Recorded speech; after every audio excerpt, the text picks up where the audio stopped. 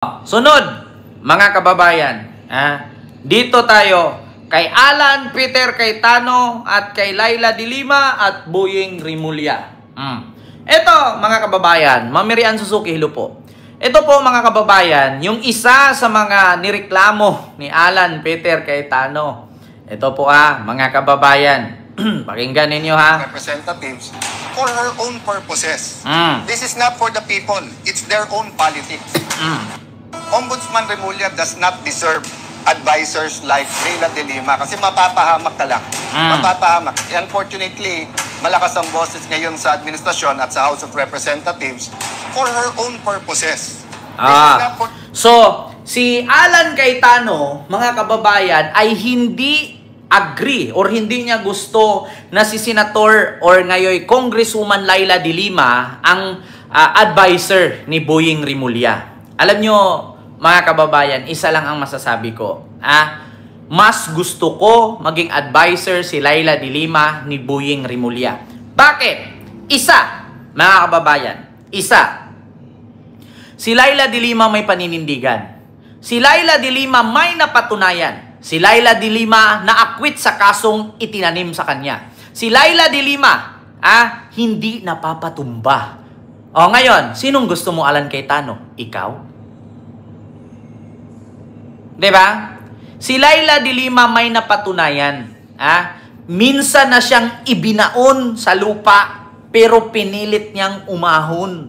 Alan Cayetano.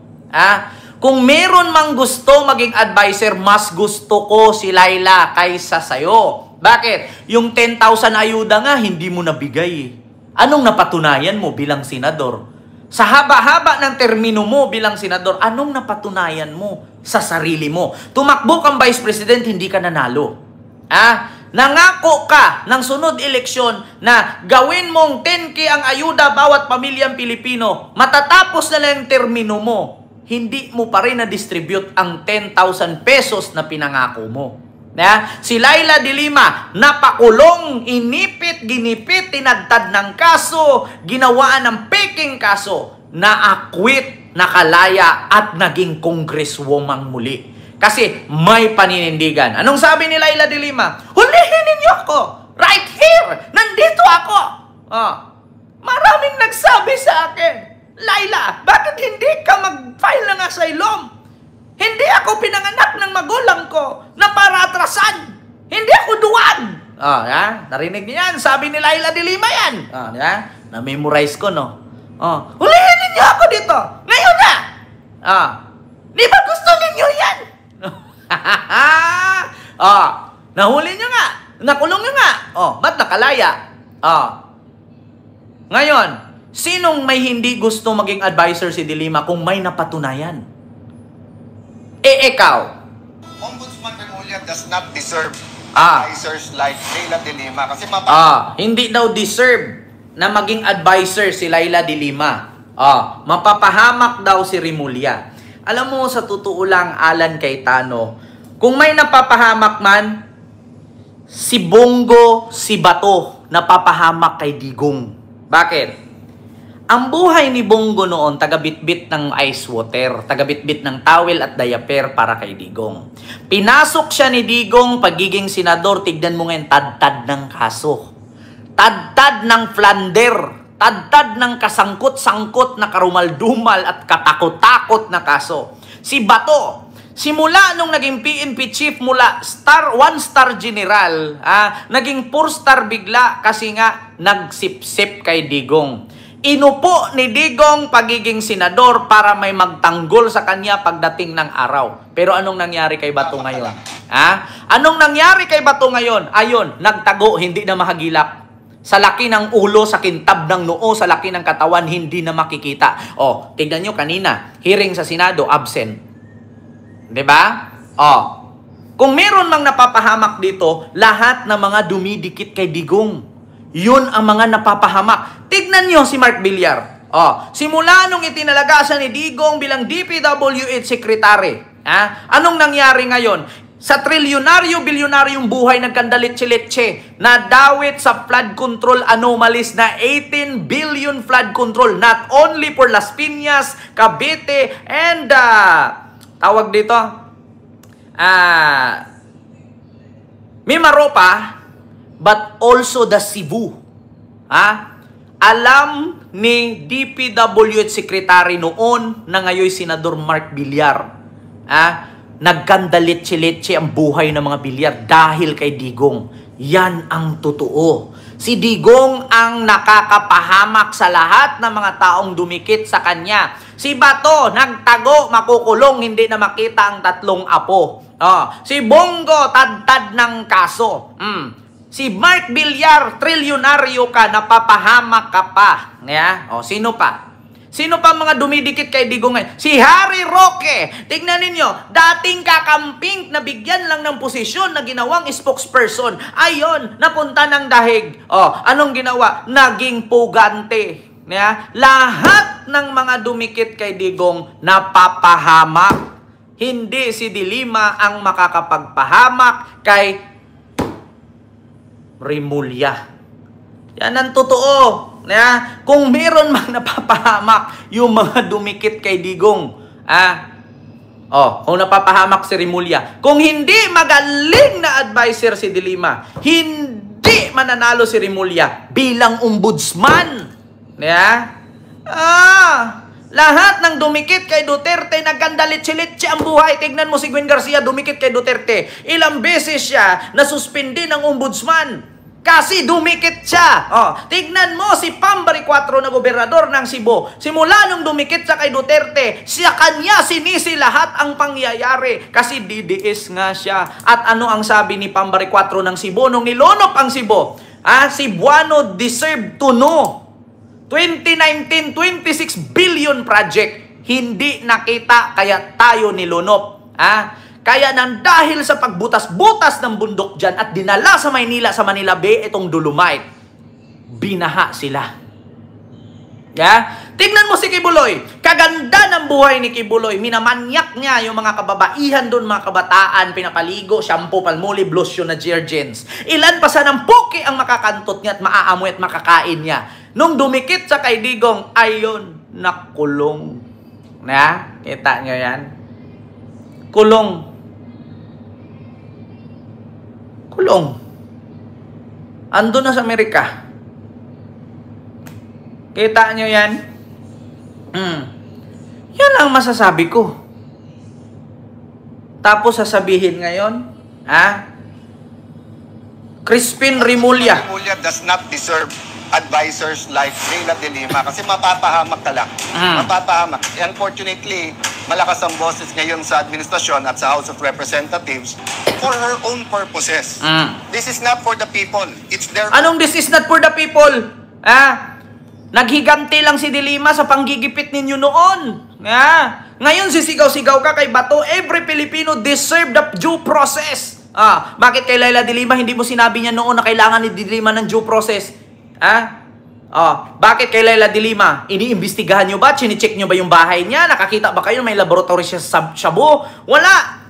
Pinapawitness nyo lang yung mga drug lord na nasa loob ng kulungan at sabihin mo si De Lima drug lord yan para makulong. Diba? Yan din sana ang gagawin ninyo kay Mayor ng Iloilo na si Jid Mabilog na ituro sana na ang kanyang pinsang si Franklin Drilon ay ituturo niyang drug lord para may rason si Digong na ipakulong si Drilon kasi yun ang matindi niyang kalaban at si Maruhas na matindi niyang kalaban. Ipapaturo sana ni Digong, si Jid Mabilog na, yung pinsan kong si Franklin Drilon, drug lord yan, pati si Maruhas, para makulong si Maruhas at si Drilon katulad sa ginawa kay Leila de Lima na pinaturo si Kerwin Espinosa at kalauna nung bumaba si Digong bilang presidente, binawi lahat ni Kerwin Espinosa ang kanyang sinabi na pinilit lang daw siya ni Bato. Kaya karapatan ni de Lima maghigante. Pero hindi siya naghihiganting pumatay. Naghihiganti siyang idinaan niya sa justice. Diba? Yun ang totoo. Kita ninyo? Ombudsman Remulla does not... Kita ninyo ito kung ano ang estilo ni Digong noon. Ito Digong. Ito makita ninyo. Jid Mabilog. Nako, kung alam nyo lang. The next day, on August 30, I took the first flight out to Japan, not knowing if I would ever return. Upon arrival, I received a message from General Diaz to call a number. Using a public payphone, I made the call and spoke to General Bato, who expressed his sympathy. He was talking to me in Bisaya. He told me he knew I was innocent, that I wasn't involved in illegal drugs, and he promised to help me. His words brought a brief moment of hope. I told him I would finish my work abroad and return to meet him, but he urged me to be careful, repeating his pledge to help. Just after that call, my Philippine cell phone rang. This time, it was another general. His voice was grim. Mayor, do not return. To the Philippines. Your life is in danger. Di ba? The accusations against you are all fabricated. But fabricated. if you go to Krame, you'll be forced to point fingers. Diba? Lahat ng kaso na inilagay ni Digong sa kanya fabricated, katulad kay Laila de Lima. Kapag bumalik ka sa Pilipinas, pipilitin kanila na i-push fingers mo si Franklin Drilon na pinsan mo at si Maruhas na drug lord, para may rason si Digong ipaaresto si Franklin Drilon at si Maruhas at ikulong kasama kay Laila de Lima. Kasi bakit, mga kababayan? Lahat kasi niyan, hindi kaya ni Digong talunin yan. Kaya ang gawin niya, paplantingan niya ng kaso. Kasi hindi niya makuha ang Iloilo, kasi ang Iloilo is kakamping. To an opposition senator and a former presidential candidate as drug lords. Sino yon? Ito pakinggan ninyo. Again, the name of that senator and that presidential ball? Your Honor, if you would allow me, I can write their names also. If I ask you, better you answer yes or no. Is it Senator Maruhas, former Senator Maruhas? Yes, sir. Is it former Senator Drilon, which is your cousin? Yes, sir.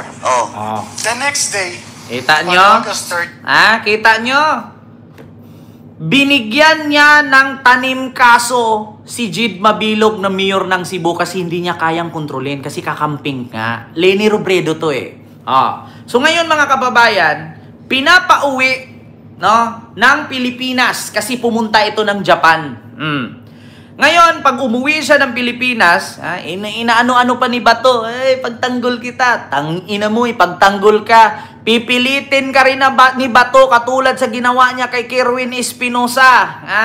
Pipilitin ka, di mo sundin, patayin ko asawa mo, pinatay na nga namin yung tatay mo tatay ni Kerwin Espinosa. Hindi ka pa susunod na idiin si de Lima? Pinatay na yung tatay mo, baka isunod namin asawa mo. Ganyan si Bato. Ito Kerwin. Kita nyo naman to Espinosa. De Lima. Para malaman ninyo, mga kababayan, na totoo ito. Minsay ko talaga sa lahat ng constituents ng Almagro. Itinuro ni Kerwin Espinosa na si Senador Ronald Bato de la Rosa ang nag-utos sa kanya na idawit si dating Senadora Laila de Lima. Kung naniwala si Jid Mabilog nun na ipagtanggol siya ni Bato pag pumunta siya ng Krame, mapariho siya kay Kerwin Espinosa. Kukutoy-kutoyin lang ni Bato. Alam niyo, si Bato manlilin lang din yan galaki lang yung ulo niyan Bilibid drug trade. Dinaan daw yan ni De La Rosa sa pananakot. Bagay na maling itinanggi ni De La Rosa. Sinabi nga ni Espinosa sa kanyang pagharap sa Quad Committee ng Kamara ngayong araw. Nakatutok si Jonathan Andal. Ma'am Christina Rose, maraming salamat po ma'am sa yung super chat. Thank you so much po. Kita ninyo? Kita nyo si Bato? Kung gaano yan kamanlilin lang, kaya dapat makulong sa dahig yan. Ang minsay ko sa daddy ko. Di. Kung saan ka ba naroon? Huwag mo kaming abayaan, i-guide mo kami hanggat makuha ang hustisya ng iyong pagkamatay. Diba? Sinadya kasi nila yun. Emosyonal si Kerwin Espinosa habang binabalikan kung paano binaril ang amang si dating Albuera Mayor Ronaldo Espinosa na nanlaban umano habang sinisilbihan ng search warrant kahit nakakulong na sa Baybay City Provincial Jail. Diba? Mayor nanlaban kahit nasa loob ng kulungan, pinatay yun. Kasi bakit? Kasi pag hindi sumunod si Kerwin na ituro si Laila na protektor ng droga, sinampulan. Hindi mo ituro, patayin ko tatay mo. Ayaw ko talaga, sir. Bang! Tapos ang sabi, nanlaban. Saan ka nakakita ng laban? Nasa loob ka ng kulungan. Anong kalaban-laban mo? May baril ba sa loob? Nakakulong ka na? Bigyan ka pa ng baril? Kita nyo yan? Kita nyo? Ganyan si Bato. Hindi na niya nadepensahan ng sarili sa korte kaugnay ng bintang na illegal drug possession para umano sa hustisya ng amang biktima raw ng EJK o extrajudicial killings, kaya tumistigo sa Quad Committee ng Kamara ang nakababatang Espinosa. Binawi niya rin ang pag-aamin noong drug lord siya at ang pagdawit pa kay dating Senadora Leila de Lima sa droga na iniutos lang umano ni dating PNP Chief at ngayong Senador Bato de la Rosa sa pamamagitan ng pananakot sa kanya pagkabalik mula abroad noong November 2016. Kailan lang nang ipawalang sala si De Lima ng iba't ibang korte sa lahat ng hinarap niyang kaso. Sabi naman ni Bato, Kerwin, para magkaintindihan tayo at para walang mangyari na masama sa iyo o sa pamilya mo o sa membro ng pamilya mo, sumunod ka na lang sa plano. Idiin si Peter Lim at si Laila de Lima na kasali sa droga. Supplier si Peter Lim, isa sa supplier ng droga si Peter Lim dito sa Pilipinas, at si Ma'am Laila, protector sa mga illegalista sa nagbebenta ng droga.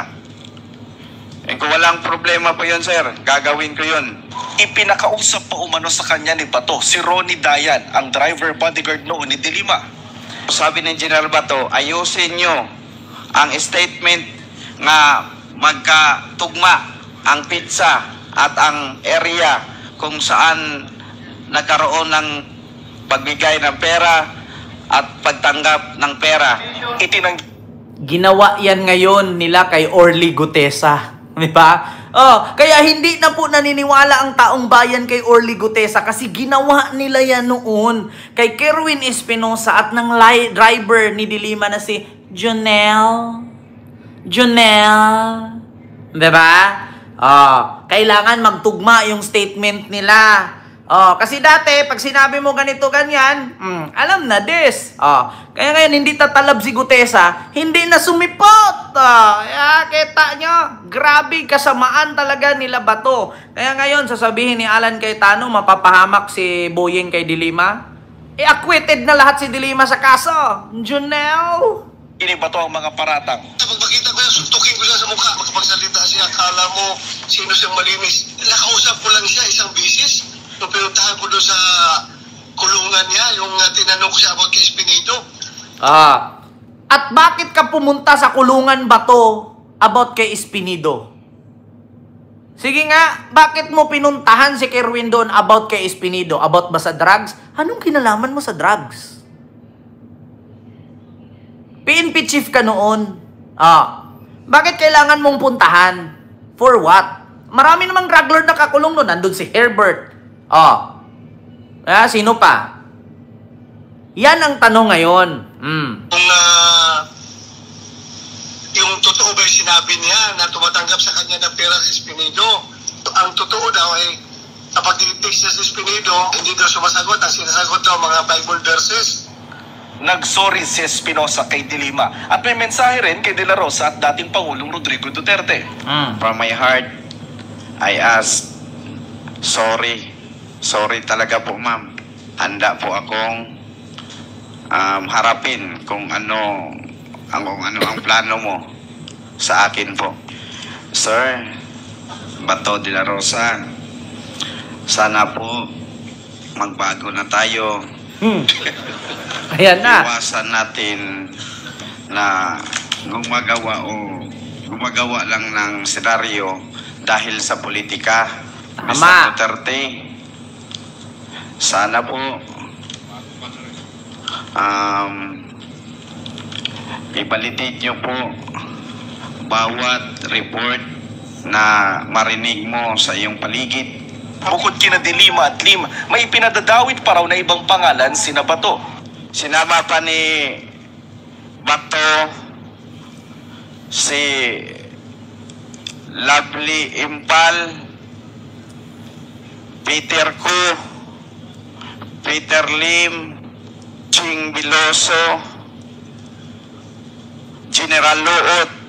Nitingog si Juby na isali daw si Congressman Richard. At kaugnay ng mga pati si Congressman Richard Gomez. Kita ninyo? Oh, yan. Kita mo yan. Make my day. Puro kang ngal-ngal ICC ka ng ICC. Ayan ka na ngayon. Papalakpakan ka ng mga ginaganyan mo. Yeah? Oh. So ngayon, sabi ni Alan Cayetano, napapahamak ba si De Lima? Or mapapahamak si Boyeng kung kasama niya ang mga kaalyado ni Digong? Alam nyo, sa totoo lang dito mga kababayan, kahit ulit-ulitin natin itong mga pangyayaring ito, kasi syempre nakakalimutan ng tao ito eh. Pero pag narinig ito ng tao na ganito pala yung ginawa ni Bato noon, deserve niya yan. Di ba? Alam nyo na. So yun lang mga kababayan. Yung ating reaction, di ba, magandang pakinggan, no? Kasi binalikan natin. Kita nyo, kung hindi totoo ang sinabi ni Kerwin Espinosa, bakit hindi siya kinasuhan ni Bato? Yan ang tanong ngayon. Yan ang tanong. So yun lang mga kababayan. Maraming salamat!